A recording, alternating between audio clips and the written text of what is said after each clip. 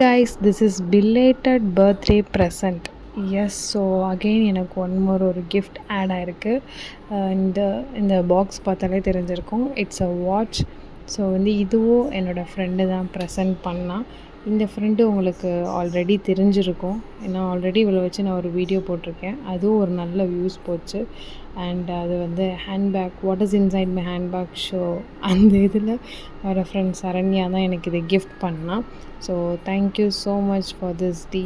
And சிம்பிளாக க்யூட்டாக ரொம்ப நல்லா இருந்தது.